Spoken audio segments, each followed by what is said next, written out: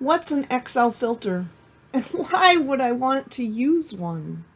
I'm Tina Palmgren with Excelling Your Business, and today's productivity tip is why you want to use an Excel filter in a table. They are a magical little program that will help you get information just like that. So if you have a bunch of data that you need to quickly summarize, it's already in a table and you've got table totals, you can get information just like that. Let's get to it and show you how to do it. So we've got a table of data here, and you can see that there's all kinds of different invoices that goes down. Go to the end, there's 142 rows of data, 141 because we have a total or a heading. So I'm going to go back to the top and show you what I mean.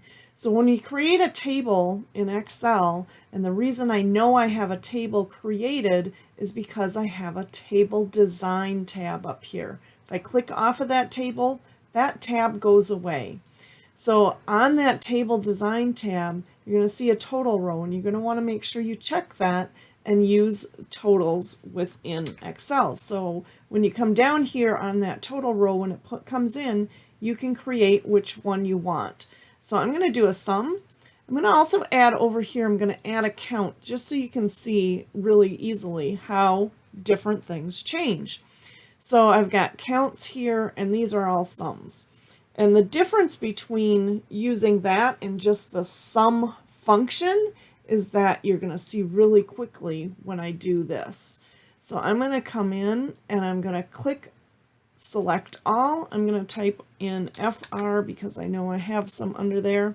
I'm going to use this frazzled overhead doors because I know I got multiple. So now you can see there's only 4 of those. It quickly changed that count, and it only is totaling the lines that are visible. So now you can get information really fast out of Excel without having to sort, subtotal, or do anything else to get that information. So you can come back on the filter, you can clear it here, or you can select all, whichever you want to do. It does the same thing. And you can come in and select multiple ones. So if you want to look at 3 or 4 different people, it's going to give you the total for all of them and show you how many there are. So maybe another thing that you wanted to check is over here we have subject to use tax. So we want to just see all the ones that are yes, so we can make sure that our total is correct in our files. So you're going to look at those different totals. So that's everybody that is subject to a use tax.